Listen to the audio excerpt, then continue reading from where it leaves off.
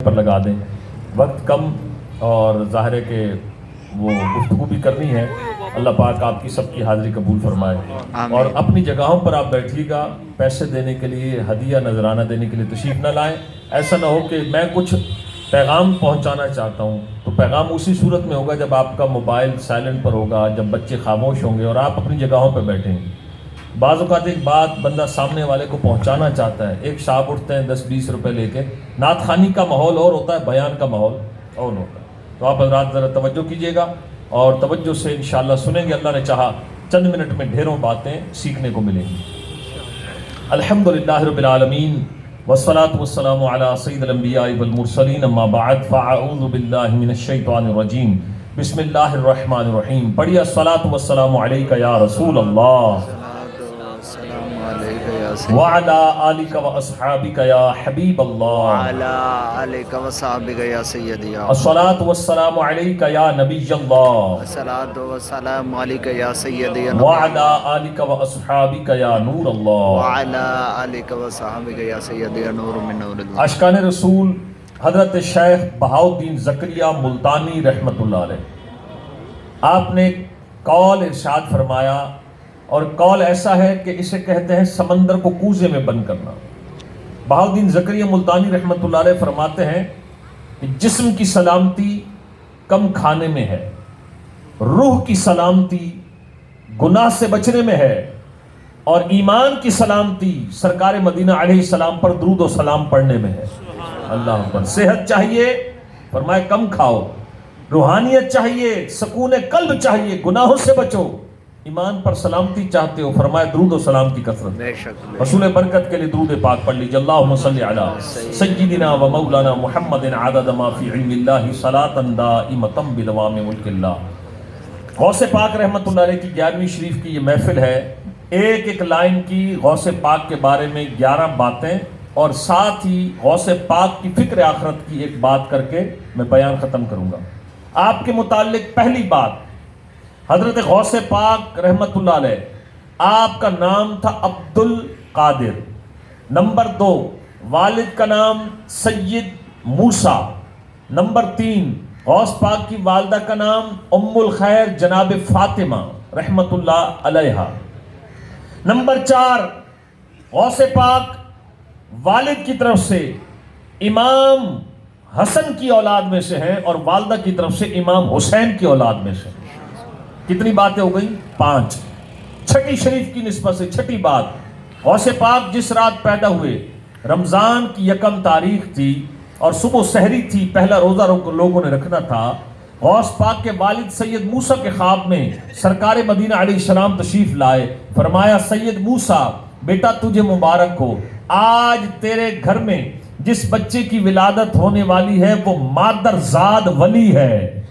مادر زاد ولی کہتے ہیں جو ماں کے پیٹ سے ہی ولی پیدا ہو۔ نمبر 2، اے سید موسیٰ جیسے میں نبیوں کا سلطان ہوں، تیرے ہاں پیدا ہونے والا بچہ ولیوں کا سلطان ہے۔ نمبر 3، میرے آقا علیہ السلام نے یہ بھی خوشخبری دی، سید موسیٰ تیرے گھر میں پیدا ہونے والا بچہ وہ میرا بھی محبوب ہے، اللہ کو بھی بڑا محبوب ہے۔ یہ ہو گئی 8 باتیں۔ 9ویں بات، غوث پاک رحمت اللہ علیہ پیدا ہوئے، کرامت اور معجزہ، ماشاءاللہ ذی شعور جہاں دیدہ لوگ بیٹھے ہیں، معجزہ نبی سے سرزد ہوتا ہے، کرامت ولی سے۔ دونوں میں ایک بات مشترک ہے، دونوں عقل میں آتے نہیں، اس لیے میں کوئی ایسی بات کر جاؤں جہاں آپ کی عقل آ کے ٹکرائے تو وہ ہوگی کرامت، یہاں عقل کا قصور نہیں ہے۔ کرامت کا ثبوت قرآن و سنت سے ملتا ہے، ڈیٹیل کا وقت نہیں ہے۔ تو غوث پاک پیدا ہوئے، سحری کا وقت، جب پیدائش ہوئی ماں نے سینے سے لگایا، ماں کا دودھ پیا، سحری کا وقت ختم ہوا، غوث پاک کا روزہ شروع ہو گیا۔ یہ کرامت تھی آپ کی، مکلف نہیں تھے، روزہ فرض نہیں تھا، لیکن آپ نے روزہ رکھا۔ سحری کا وقت ختم ہونے کے بعد ماں کی چھاتی سے آپ نے منہ ہٹا لیا۔ گیلان قصبہ جہاں پیدا ہوئے وہاں یہ بات مشہور ہو گئی کہ سید موسیٰ کے ہاں جو بچہ پیدا ہوا عبد القادر، وہ بڑا ہی مبارک بچہ ہے، اس کا کوئی روزہ قضا نہیں ہوا۔ 10ویں بات، 5 برس کی عمر ہوئی، ماں نے بھیجا مکتب میں قرآن پڑھنے، قاری صاحب نے قرآن پڑھایا، حضرت شیخ عبد القادر جیلانی الحسنی والحسینی رحمت اللہ علیہ، استاد نے قرآن پڑھایا، آپ نے 5 سال کی عمر میں اللہ اکبر 18 سپارے سنا دی۔ قاری صاحب حیران، بیٹا کہاں سے سیکھا؟ کہا ماں میری قرآن والی ہے، میری ماں قرآن والی ہے، وہ قرآن پڑھتی تھی اللہ کی عطا سے، ماں کے پیٹ میں رہتے ہوئے۔ میری ماں قرآن پڑھتی تھی، میں ماں کے پیٹ میں رہتے ہوئے میں نے قرآن پاک کو یاد کیا، وہ پڑھتی رہتی تھی، میں ماں کے پیٹ میں سیکھتا رہتا تھا۔ استاد جی 18 سپارے ماں کے پیٹ سے سیکھ کر آیا ہوں اور باقی آپ سکھا دیں۔ اور 11ویں یہ بات تھوڑی سی 5-4 منٹ کی بھی ہوگی اور اسی میں اور باتیں بھی کرنی ہیں۔ 11ویں بات، غوث پاک رحمت اللہ علیہ 91 سال عمر، کتنے سال عمر؟ 91، پیدا ہوئے 1 رمضان سن ہجری اسلامی سال 470 اور پیدا ہوتے ہیں آپ رحمت اللہ علیہ 1 رمضان کو۔ درود پاک پڑھ لیجئے، اللہم صلی علی سیدنا و مولانا محمد عدد ما فی علم اللہ صلاۃ دائمۃ بدوام۔ چلیں کچھ دہرائی بھی کر لیتے ہیں۔ غوث پاک کون سے سید؟ حسنی حسینی سید۔ غوث پاک کا نام عبد القادر، گیلان میں پیدا ہوئے۔ رمضان کی تاریخ کتنی تھی؟ 1۔ سحری کے وقت دودھ پیا، اس کے بعد ماں کا دودھ نہ پیا، کوئی روزہ قضا نہ کیا، اور 5 برس کی عمر میں قرآن پڑھنے گئے، اور 91 برس حضرت شیخ عبد القادر جیلانی رحمت اللہ علیہ کی عمر تھی، اور 91 برس کی عمر میں عبادت زہد تقوی ایسا، عشاء کے وضو سے فجر تک آپ نے 40 برس تک عشاء کے وضو سے فجر کی نماز ادا، 15 سال تک۔ کتنے سال تک؟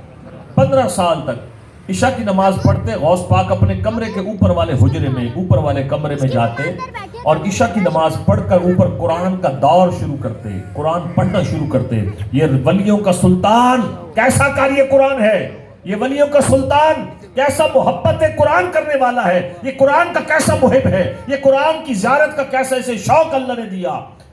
عشاء کی نماز ادا کرتے، اوپر والے حجرے میں جاتے، اور آپ الحمد کی الف سے قرآن شروع کرتے، اذان فجر تک والناس کی سین تک، روزانہ 15 سال تک ایک قرآن پڑھا۔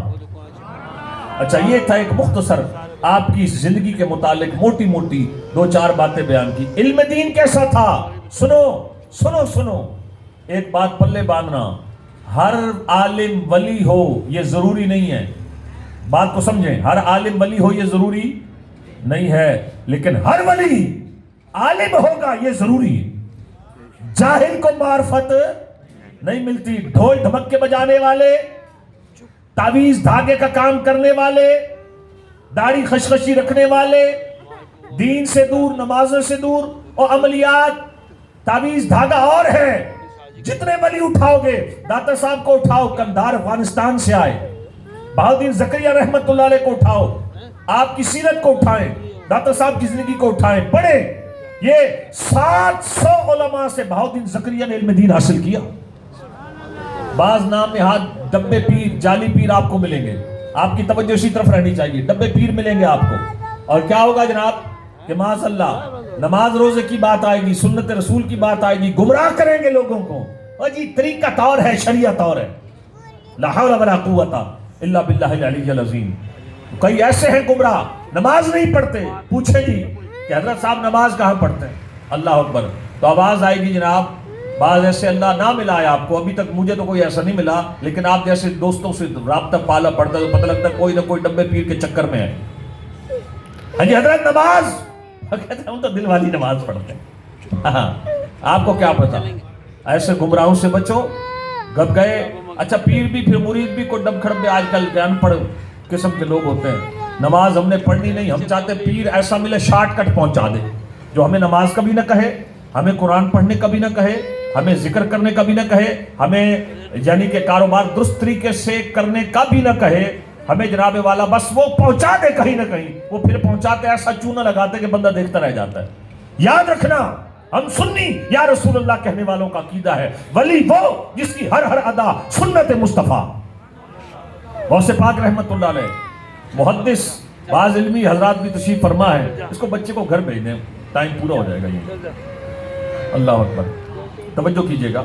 غوث پاک رحمت اللہ علیہ 18 برس کی عمر، اپنا ہی بچہ ہے یہ، گھر چلا گیا، آپ کو تنگ کر رہا ہے اصل میں، جزاک اللہ۔ آئیے توجہ کیجئے گا۔ محدث، حدیث کے اسپیشلسٹ کو کہتے ہیں محدث.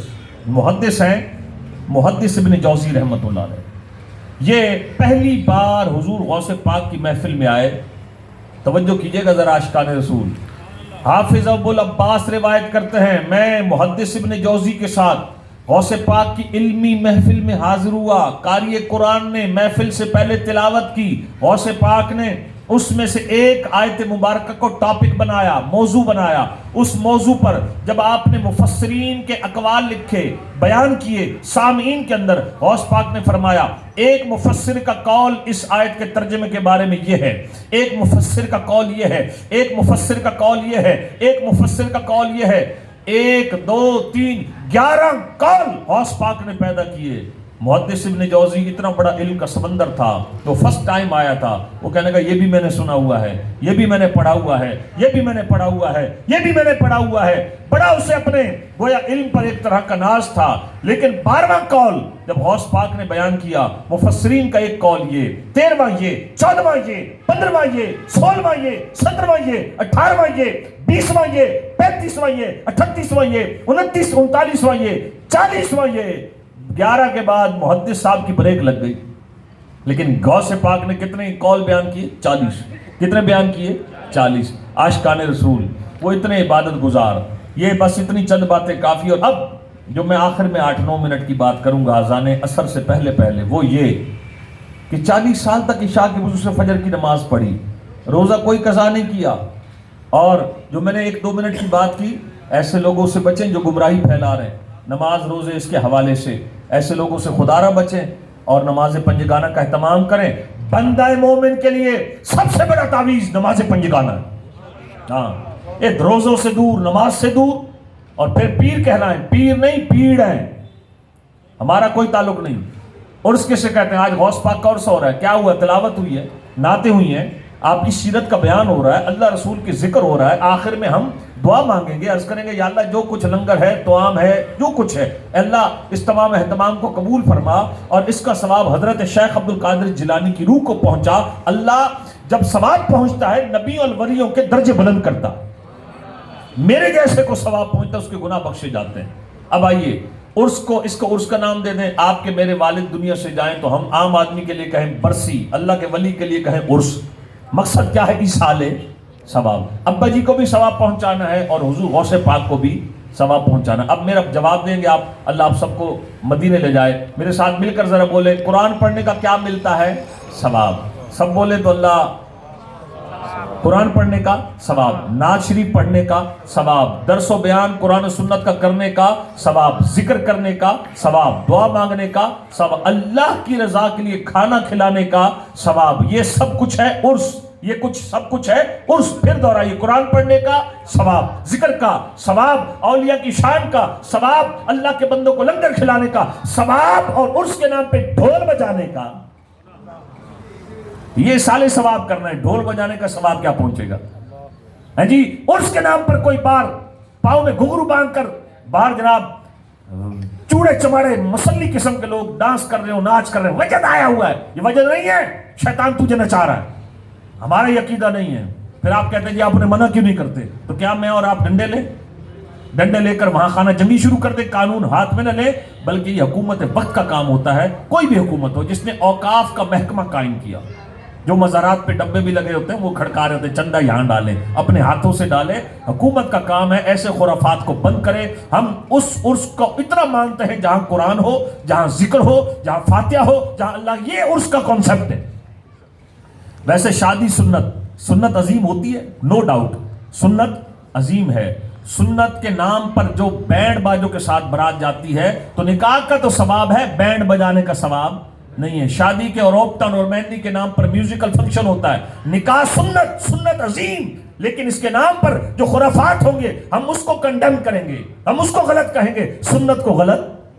تو میرے بھائی جیسے سنت ادا کرتے ہوئے ہم بینڈ باجے بجاتے ہیں تو وہ کام غلط ہے. غلط کو غلط کہیں گے، ٹھیک کو ٹھیک کہیں گے. ایسا نہیں ہے کہ ہم سارے کے سارے عرس کو ہی رگڑا لگا دیں گے. عرس جناب بالکل منانا ہی غلط ہے. اصل چیز ایصال ثواب ہے. اب آئیے عاشقان رسول، ایک بات میرے لیے پھر آپ کے لیے. غوث پاک 40 سال تک عشاء کے وضو سے فجر کی نماز ادا کی اور 15 برس تک روزانہ عشاء سے فجر تک یہ قرآن ختم کرتے تھے. 91 برس عمر اور ایک دن رمضان کا چاند حسب معمول رمضان گیا, عید کا چاند نظر آیا. لوگ کہنے لگے کل عید ہے, کل عید ہے. یہ ہوتے اللہ کے اولیاء. حضرت غوث پاک رحمت اللہ علیہ فرمانے لگے لوگ کہہ رہے ہیں کل عید ہے, اور میری عید اس دن ہوگی جس دن میں دنیا سے ایمان سلامت لے کر جاؤں. یہ کون کہہ رہے ہیں؟ جو 40 سال تک عشاء کی وضو سے اللہ کی عبادت کرتے ہوئے فجر پڑھتے ہیں, جو 15 برس تک روزانہ قرآن پڑھتے ہیں, جو پیدا ہوتے ہی کوئی روزہ قضا نہیں کرتے, جو 5 سال کی عمر میں 18 سپارے سناتے ہیں, وہ غوث پاک جو حسنی ہیں, حسینی ہیں, ولیوں کے سلطان ہیں, وہ کہہ رہے ہیں میری عید اس دن ہوگی. عاشقان رسول مسلم کے اندر یہ حدیث موجود ہے. حدیث کا خلاصہ عرض کروں گا. یہ 15ویں صدی بڑی خطرناک صدی ہے. فرمایا ایک وقت آئے گا میری امت پر, لوگ صبح اٹھیں گے, ایک شخص صبح اٹھے گا, مسلمان ہوگا, شام بستر پر لوٹے گا, کافر ہو چکا ہوگا. فرمایا رات کو وہ مسلمان ہوگا, صبح کفر میں داخل ہو چکا ہوگا. اس کی ایک صورت یہ بھی نظر آ رہی ہے, موسیقی, فلمیں, ڈرامے, ایسے گانے ترتیب دیے جا رہے ہیں کہ گانے سننے سے بندہ دار ایمان سے دفع ہو جاتا ہے, نکل جاتا ہے. مثلا ایک نقل کفر نباشت کے تحت ایک گانا بڑا مشہور ہوا. میرے پاس بک لیٹ ہے میرے پیر و مرشد کا, میں نے پاکٹ میں رکھا ہوا ہے. اس میں سے کچھ میں نے کیا تاکہ آپ لوگوں کے سامنے میں ایک یہ فیکٹ رکھوں کہ خدا بھی آسمان سے جب زمین پہ دیکھتا ہوگا, تجھے کس نے بنایا میرے محبوب سوچتا ہوگا. آج نوجوان بھنگڑے ڈال رہا ہے, وہ جی گانے سن رہے, گانے نہیں سن رہے, کفر کا زہر پی رہے ہو. پھر ہمارے پڑھے لکھے دوست کہتے ہیں مولانا اتنی سختی نہ کیا کریں, اتنا تو اس ایمان اتنا کچا تو نہیں, ایک کفر سے ہی ٹوٹ جائے. میں عرض کروں گا عاشقان رسول توجہ کیجئے گا, میری بات کو برا نہ منائے. 7 فٹ کا قد ہو, یعنی 6 ساڑھے 6 فٹ کا قد ہو, 92 کلو وزن ہو, 2 من 12 کلو, ایک اتنی سی گولی کھوپڑی پہ رکھے, میں کہوں گا کچھ نہیں آتا ہے یار, ماشاءاللہ 2.5 من وزن ہے تیرا, ایک گولی پوری جان کا کام. کفر بھی وہ زہر کی گولی ہے, ایک بکدے بندہ ساری زندگی کی نیکیاں گئی. عاشقان رسول علامہ جلال الدین سیوطی شافعی رحمت اللہ علیہ وہ محدث ہیں, وہ قرآن کے مفسر ہیں, اتنے بڑے ولی, اتنے بڑے ولی, اتنے بڑے ولی کہ انہوں نے جاگتے ہوئے, علامہ جلال الدین سیوطی شافعی رحمت اللہ علیہ, انہوں نے بیداری کی حالت میں 75 مرتبہ سرکار مدینہ کا دیدار کیا. آپ نے کتاب لکھی شرح الصدور. آج کرونا کا ظاہر ہے کہ وہ ایک ایشو بنا ہوا ہے, ظاہر ہے احتیاط کے ساتھ ساتھ وہ سارے معاملات اپنی جگہ, لیکن ایک وائرس جو موت کا سبب بن جاتا ہے, پہلی لہر نے تو ہلا دیا تھا, کہہ رہے ہیں دوسری خطرناک ہے, لیکن اب لوگ یوز ٹو ہو چکے ہیں, عادی ہو چکے ہیں. جیسے پہلے لوگوں نے سنجیدہ لیا ویسے ہم بھی نفسیاتی طور پہ ویسے نہیں لے پا رہے. اب ایک وائرس, اس کا ڈر ہے کہیں مر نہ جاؤں. لیکن میرے بھائیوں, مرنے کے بعد بھی اگر ایمان سلامت ہے تو حدیث کا خلاصہ رائے کے دانے کے برابر جس کا ایمان باقی ہوگا, وہ رائے کے دانے کے برابر ایمان کا ویزا اسے جنت تک چھوڑ کر آئے گا.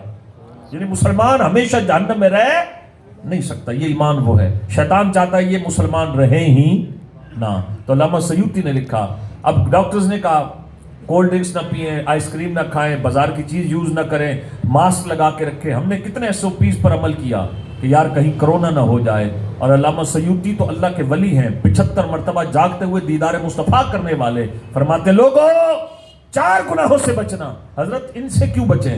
کہا یہ وہ گناہ ہیں کہ ان سے ایمان برباد ہو جاتا ہے. کرونا لگ گیا تو جان نہ چلی جائے, اور یہ گناہوں کے اگر جراثیم لگ گئے تو تمہارا ایمان نہ چلا جائے. حضرت کون سے؟ کہا ماں باپ کو نہ ستانا, ماں باپ کو ستاؤ گے تو تمہارا ایمان برباد ہونے کا اندیشہ ہے. نمبر 2 فرمایا کسی مسلمان کو اذیت نہ دینا, مسلمان کو تکلیف دو گے ڈر ہے اللہ تمہارا ایمان برباد نہ کرے.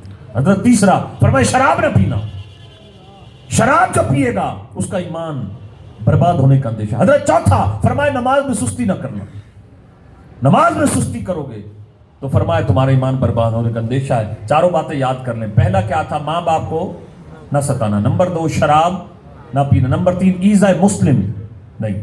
نمبر 4 کیا ارشاد فرمایا کہ نماز میں سستی نہ کرنا.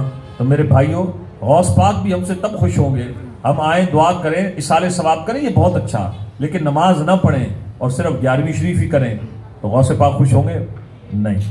تو عاشقان رسول ان اولیاء کی سیرت پر عمل کریں. یہ اولیاء اللہ انہی باتوں پر عمل کرتے ہیں جن سے رب بھی راضی, اس کا محبوب بھی راضی. اور عرس کا کانسیپٹ بھی میں نے آپ کو بتا دیا. عرس ہے ایصال ثواب. یہ چاروں باتوں کی نیت کریں کہ انشاءاللہ ہم ان چاروں گناہوں سے بچیں گے. ہر گناہ سے بچنا چاہیے. اللہ والوں نے تو چھانٹ کے یہ 4 باتیں بیان کر دی. میں آپ سے بھی معافی چاہوں گا, میرے بڑے بھائی بھی ہیں, بچہ بول رہا تھا تو میں نے تھوڑا سا کہہ دیا, تو پھر بھی دل آزاری نہ ہوئی آپ کی. ہمارا یہ الحمدللہ ہمارا گھرانہ ہی ہے, صابر بھائی یہ سارے ماشاءاللہ. تو پیارے اسلامی بھائیو, ان 4 باتوں کا خاص طور پہ آپ خیال رکھیں گے. اور اولیاء اللہ جنہیں ہم مانتے ہیں الحمدللہ یہ وہی اولیاء اللہ ہے. الا ان اولیاء اللہ لا خوف علیہم ولا هم یحزنون. اولیاء کا ذکر قرآن میں آپ دیکھیں, عرب گلف یہ سارا صحابہ اور تابعین تبع تابعین اور اولیاء کرام کے مزارات سے بھرا ہے. بعض دوست غلط بات کرتے ہیں, کہتے ہیں صحیح یہ اولیاء اللہ پیر فقیر پاکستان میں ملیں گے, آپ کو باہر نہیں ملیں گے. یہ اولا ان اولیاء اللہ, یہ قرآن پاکستان کے اولیاء کے لیے نہیں آیا, پوری دنیا کے لیے آیا ہے. ٹھیک ہے نا جی. ولی کی جمع اولیاء. جائیں اللہ آپ کو بغداد دکھائے. غوث پاک بھی تو عربی تھے. اللہ اکبر. اللہ پاک کرم فرمائے. دعوت اسلامی کے ماحول سے وابستہ رہیں. ہر جمعرات دعوت اسلامی کا اجتماع فیضان مدینہ میں بھی ہوتا ہے, انواری مسجد میں ہوتا ہے. آپ تشریف لائیں کریں فیضان مدینہ میں مغرب کے بعد, انواری میں عشاء کے بعد. جب سے یہ کرونا کا ایشو بنا تو ہم 2,500-3 ہزار کا جو اجتماع کرتے تھے اس گیدرنگ کو ڈیوائیڈ کر دیا, اور ملتان میں 25 جمعرات ہیں, 25 جگہوں پر اجتماع ہو رہا ہے, تاکہ بڑا کراؤڈ جمع نہ ہو, 100 150 200 لوگ جمع ہوں, اور ہم احتیاط کے ساتھ اپنا کام بھی کرتے رہیں. اللہ پاک ہم سب کو جو کچھ میں نے بیان کیا عمل کرنے کی توفیق عطا فرمائے. آمین بجاہ النبی الکریم. ہاں جی, سلام پڑھیں.